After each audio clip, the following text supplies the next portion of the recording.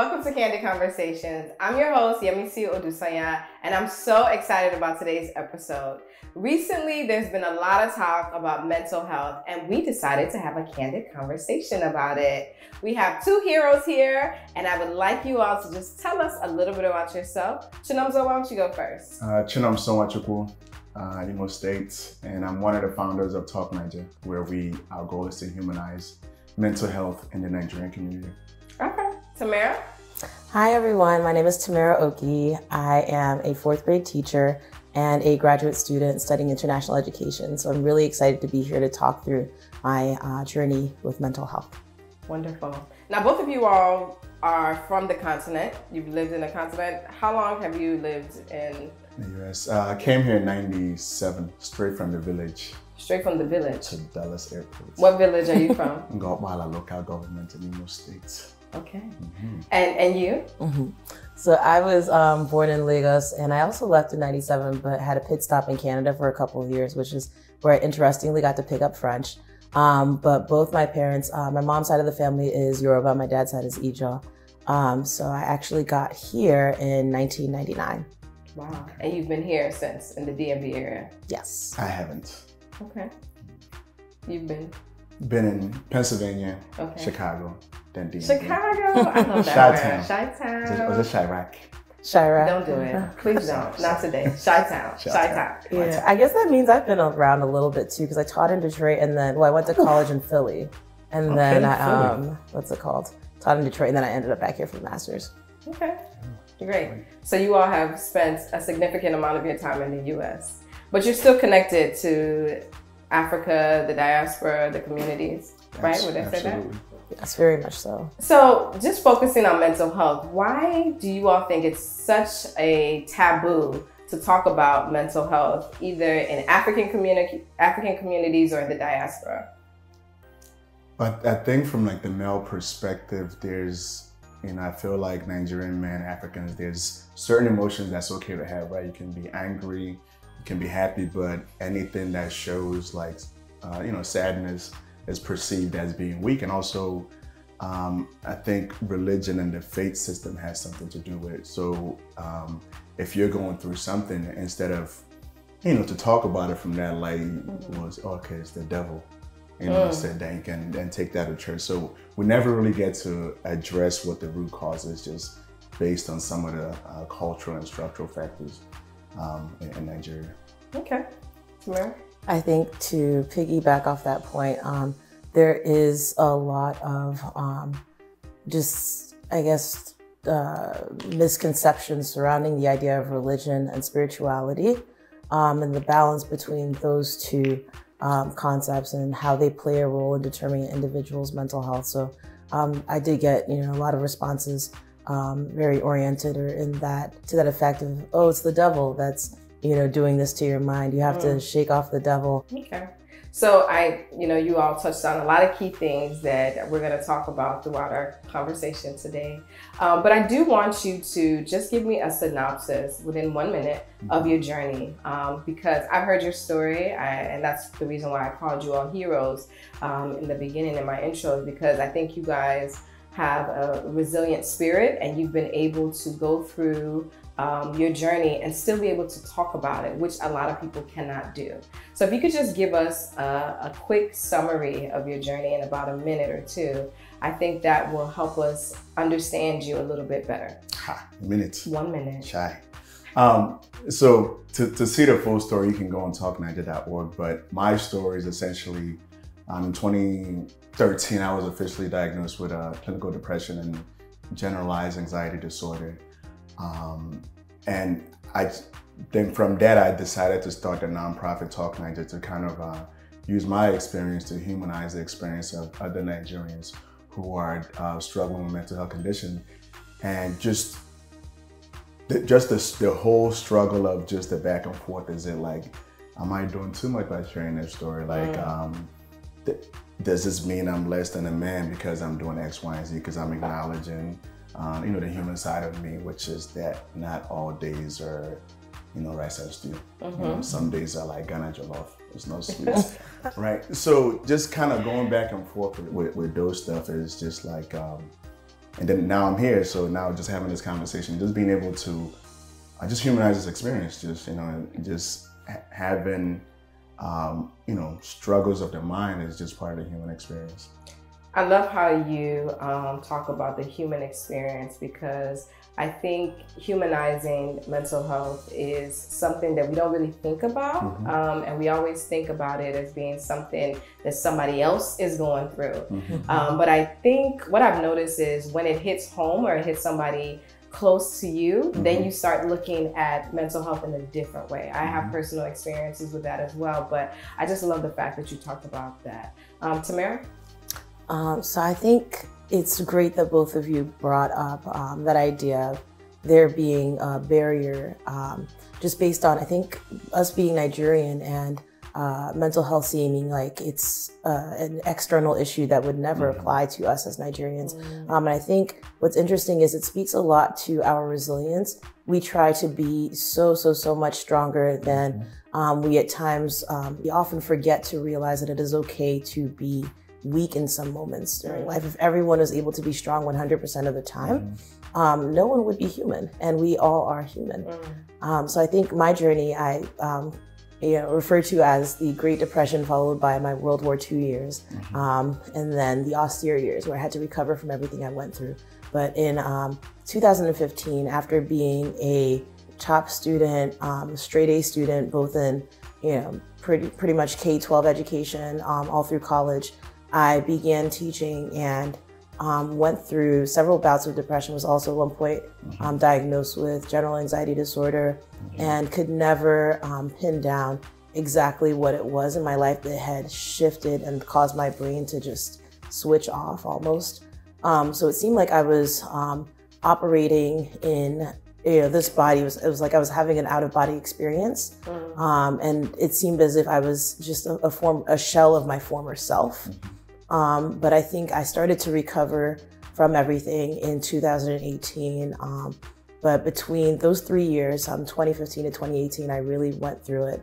And I'm glad that we have the opportunity to address sort of the causes and hopefully discuss some potential solutions. Okay, thank you for sharing. So I do have a small background in mental health because of my psychology degree, but can you all explain to me what exactly depression is for those who don't know? So, you know, I've had conversations with people about mental health, and, you know, I've heard people say everybody gets sad, everybody gets depressed. What is the difference between going through a down time in your life and being diagnosed as being depressed? What is the difference? Because I don't think people get it, and I think it's important for you to explain what the difference is.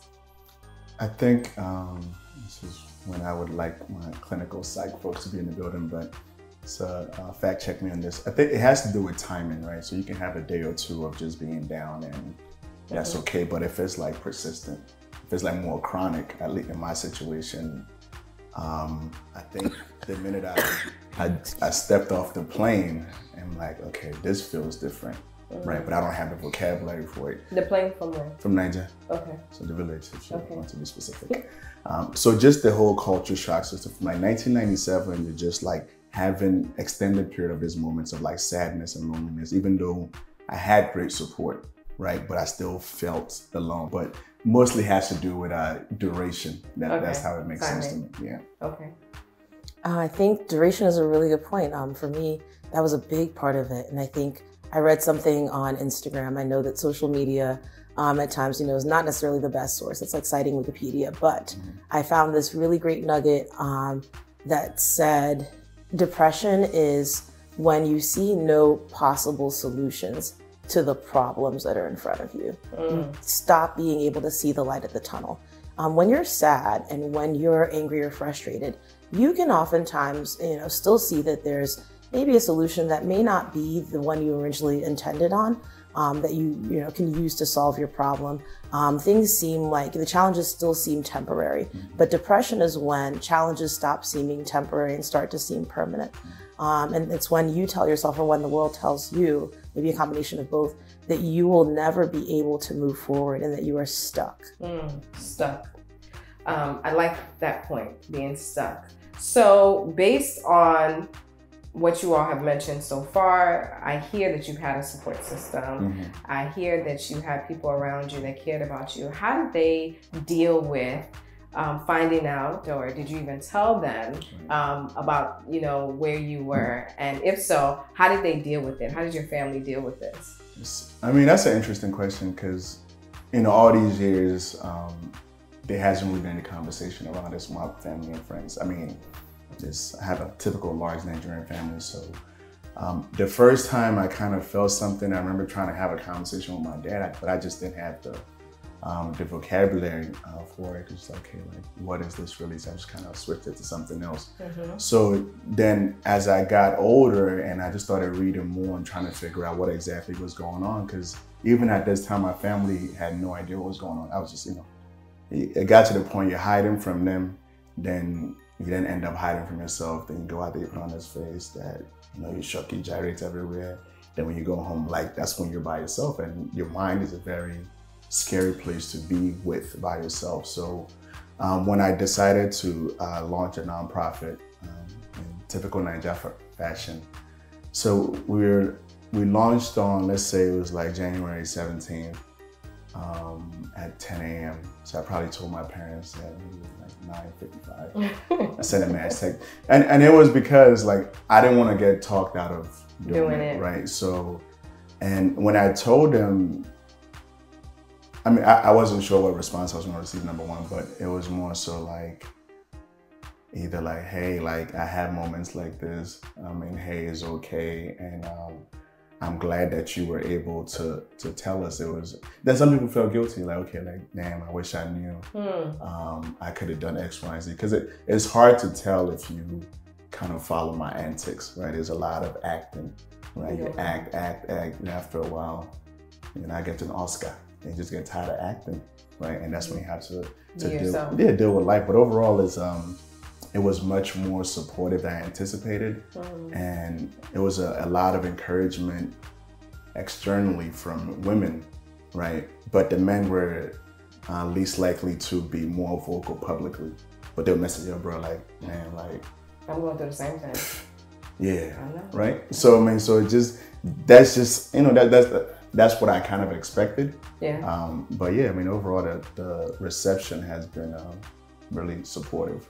Okay. I think at different points of my journey, people responded differently. Folks closest to me definitely responded in a mixed bag of ways at the very beginning of my journey. Folks really close to me, I will say, just didn't know how to react, and I think reacted very impulsively when they heard, oh, Tamara's not well, you know, she's in the hospital and she needs to be transferred to a psychiatric ward and be evaluated. I think folks had really great intentions, but didn't necessarily carry them out using the best actions. So I think a lot of that backfired and actually pushed me to stay in the place where I was for longer than, you know, anyone would have wanted to be. On the other hand, I had really great, you know, friends and family members who were really supportive, non-judgmental, and totally, you know, were willing to admit that even if they didn't understand, they would make the effort to do so. And I think that's where the best empathy came in, was when I had friends who told me, hey, I'm not sure exactly what's going on, you know, within your family, because I'm not Nigerian, but I'm seeing this therapist and I think that could help. I have a friend who connected me with one of her friends who had the same diagnosis I did. And by watching her friend overcome everything, it gave me motivation to do the same thing. I think I had the relationship I was in at the time, when I was in, I guess, like the worst of it, was not the most supportive one, and got to a point where it was emotionally abusive and where I was blamed for a lot of the struggles that I was going through. But I look at the relationship I'm in now and I see how supportive my partner is, you know, operating on that same mindset that even if I'm not going through the exact same thing, or I haven't overcome those specific challenges, I'm willing to try to understand and support you in the best way you need, not the best way I think you need to be supported. One of the things you mentioned was the culture shock about you getting off the plane.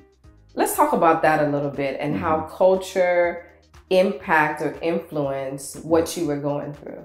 Right. So I think it's really important to point out that 97, being African and being Nigerian was not popular then. It sure wasn't. It's not like everyone wants a Niger boo. That wasn't the case then. So I mentioned the point earlier that I came from the village, like literally. So all I've seen my entire life were Black people, Nigerians, Igbo speaking people. So just imagine landing at Dulles, then seeing all these white faces, right? I'm like, are they speaking the same English that I'm used to hearing? So then thinking you know English to then thinking, wow, I don't know as much as I thought I knew. Then you then relocate to an area that in most of your classes now for the first time in your life, you're visibly standing out as the minority. only Black person of color. So that just, it had like a tremendous impact on me. And also like, again, culturally, just to our parents, Nigeria is a place that was very stressful. So you don't have time to really pause and think about, your mental health. Okay, you're thinking about, okay, how can I chop here? You're moving from Nate. So the fast-pacedness of being Nigerian did not really allow us the chance to like pause and reflect on how am I really feeling today? And my parents, to their credit, they were just doing the best with what they had, right? I can't go back and fault them. We could have been more supportive. That if they don't know, they can only give you as much as they're privy to. Tamara, living in Nigeria and also living here, you may not have had the same shock that he did when he got off the plane, but how has just having to push and keep going and that mentality of winning by all means necessary impacted the journey that you went through for mental health? I think that mentality was a double-edged sword in a lot of ways. On the one hand, very empowering, but on the other, very crippling. So I think coming from Nigeria, one thing I noticed, at a young age, having left at 7, getting to Canada where everyone looked totally different than me. However, beforehand, everyone looked just like me. I think I noticed that I was doing so much better in school coming from Nigeria. When I got to Canada, it was like, wow, I'm always at the top of my class. And that carried all the way through high school and even parts of college. I was like noticing that I did not have the same challenges performing well than a lot of my other friends and peers did. However, what I noticed though is that because of, I think, Western standards of beauty and your physical self-concept, even though mentally I felt like I was doing so much better, academically speaking, professionally speaking even, I didn't love myself nearly as much as I should as a human being. And I think therapy really taught me that. But for at least 28 years of my life, I didn't love myself the way I was supposed to. Now, did you love yourself more when you were back home?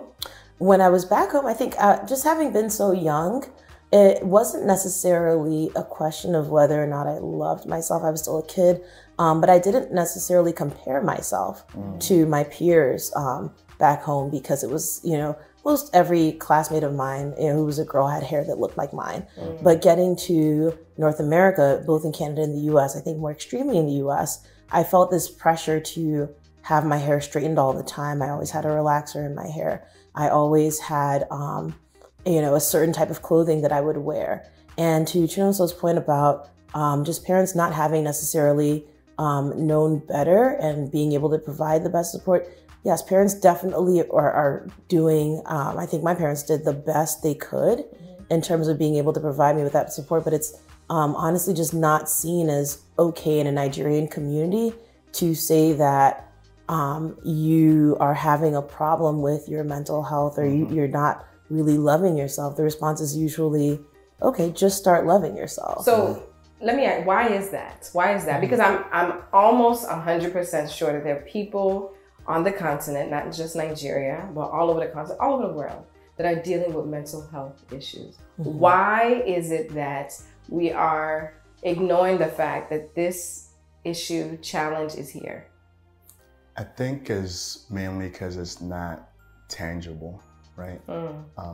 Mental health presents differently So you can have someone with depression and they're given this medication that works for them and doesn't work for them. So it's kind of, because there's no, okay, I can break my leg, we know, okay, you may need to have surgery, but just the fact that you can't touch it, but you can see it, right? But then again, it's this different factor, the cultural part, like that's when like the whole notion of lack of education about what's going on, then it would kind of attribute it to something that it's not. Okay, this is maybe your father stole from this family in the 1800s. Because of that, now you're cursed, right? This is why this is going on. But we never really pause to say, hey, there could be an underlying situation here. Because the reality is, because Nigeria is so stressful, like, and a lot of us have experienced trauma, a lot of our, at least my parents, those who were involved in the Civil War, they've seen some stuff. So, and sometimes just not being able to express that, like she was saying earlier, those things kind of get passed down to generation. So it's okay, we just don't talk about that, because Nigerians are good at not talking about stuff, right? And I think that's not just a Nigerian or African thing, but I think that's a Black thing, you know, because even African Americans or people in the diaspora, they've been through something, even if it's not them directly, their forefathers, slavery, you know, whatever it is. I want us to shift gears a little bit. We talked a little bit about relationships, so I want to go into that a little bit more. You mentioned the importance of categorizing people, and I'm really big on that. Like, every time I meet someone, I try to figure out what is the purpose of this person in my life and what is my purpose in theirs. And I'm a very big component about filing them into cabinets, mental cabinets, to understand that not everybody is going to be my best friend, and not everybody is going to be, you know, a coach. Everyone has a role, but it varies. How does relationship fall into this romantic relationship, fall into this journey that you're going through? You mentioned your family already and how they've impacted this journey, but I want to talk about the romantic side of relationships and how that impacted the journey, if at all. So I was at one point, when I first saw a psychiatrist from the first time, it was actually someone that I was dealing with that encouraged me to go. Because at that point, when you say dealing with, you mean somebody you were in a romantic relationship with? I was dating. Okay. You said dealing with. Okay. I mean, past tense. Yeah, in a relationship, committed relationship. You know, one combined. So, so she encouraged me to, you know, go see a psychiatrist. At that point, I've seen a therapist and done the whole nine, but I still wasn't at a place that I felt that I could do the things that I wanted to do. But I say this with all due respect, and nothing against her right now. I mean, she was just doing the best that she could based on the information that she had. But I told her about what I was dealing with, because, you know, Igbo people, you meet an Igbo babe, you guys are ready. It's okay, we're gonna get married, so let's just be open about all these things. And up until this point, I haven't told anyone in my family. She was the first person that I told.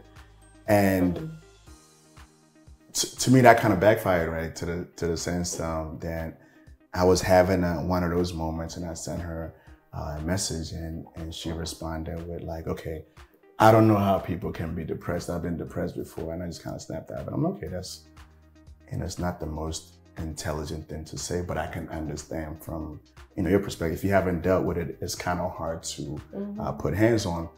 But then she added Maggie to the story. So she said, well, I don't think you're doing enough to not feel depressed. That's one. Then she continued saying that, I really think that you enjoyed being depressed. That you enjoyed being depressed? Yeah. Like, I think you like being depressed, because if you did not, then you would snap out of it. Yeah, basically, you know, just like Kim, snap out of it.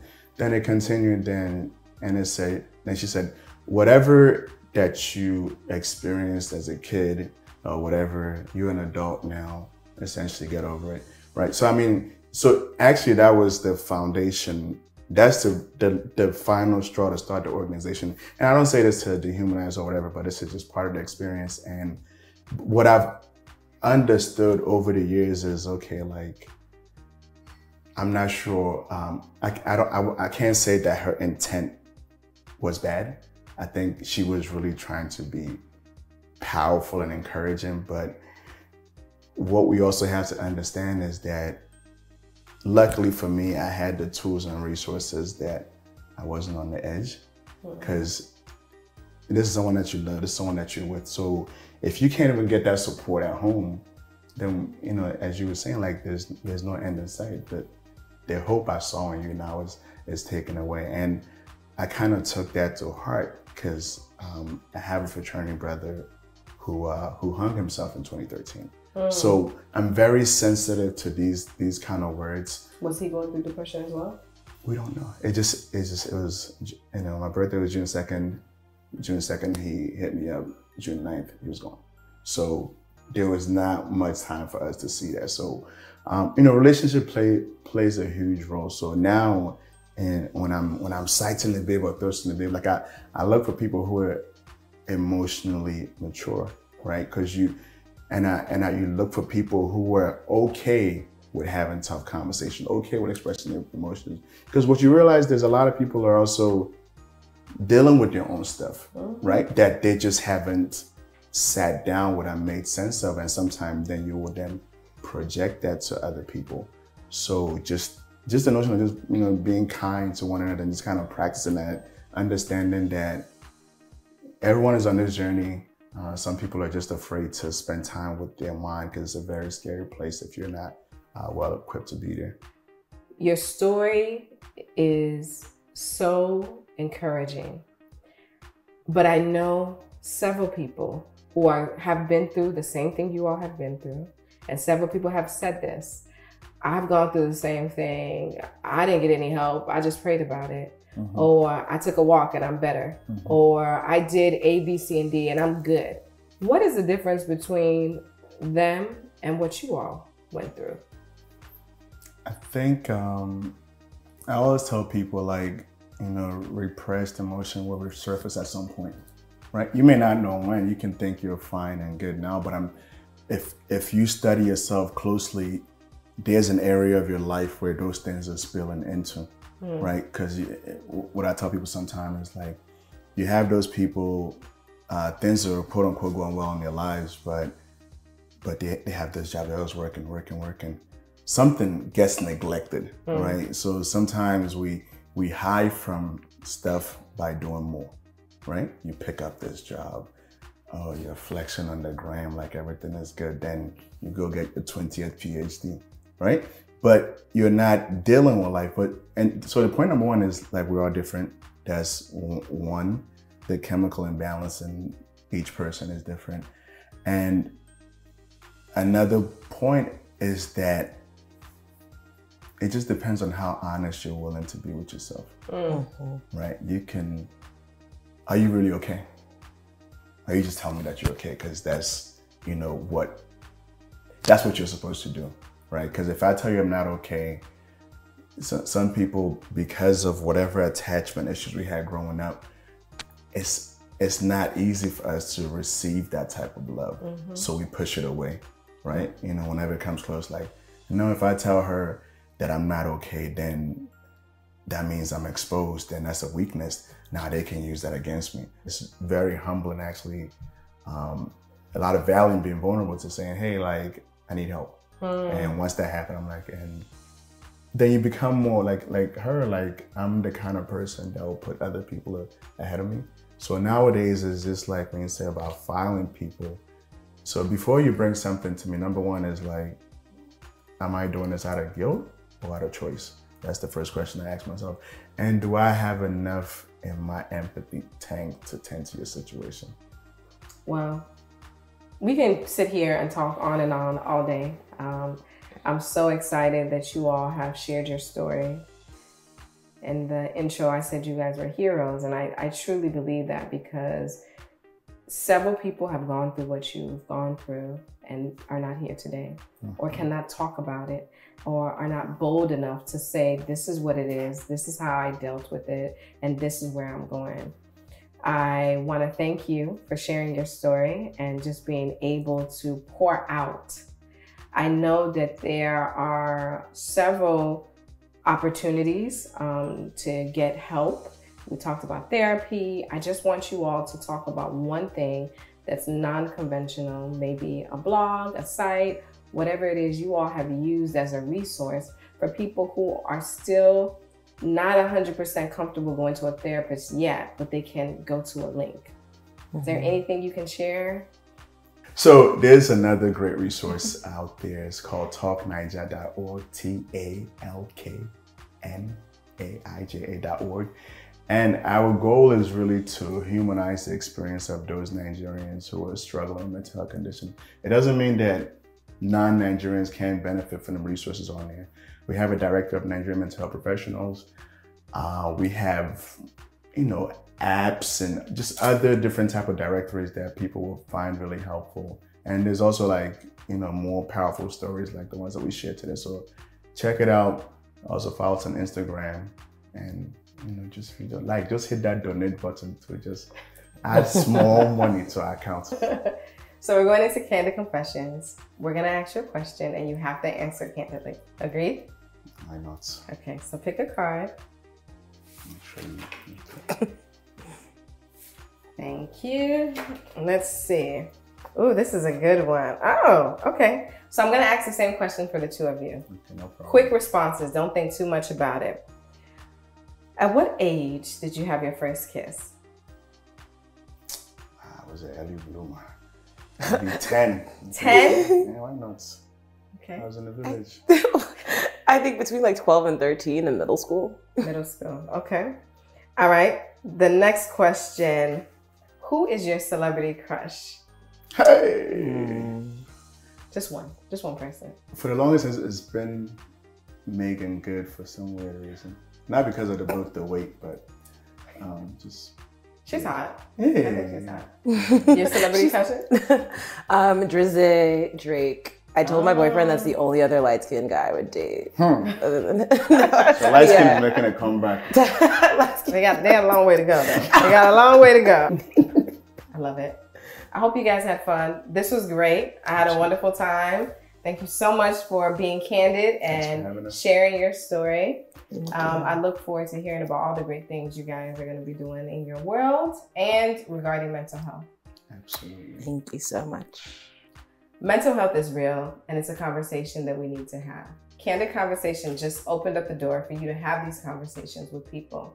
We talked about the importance of knowing what your triggers are, getting good sleep, eating well, surrounding yourself with great people. And we want to encourage you to just take some time to do a self-check and make sure you are candidly having conversations with yourself. We look forward to seeing you soon, and remember to keep your conversations candid.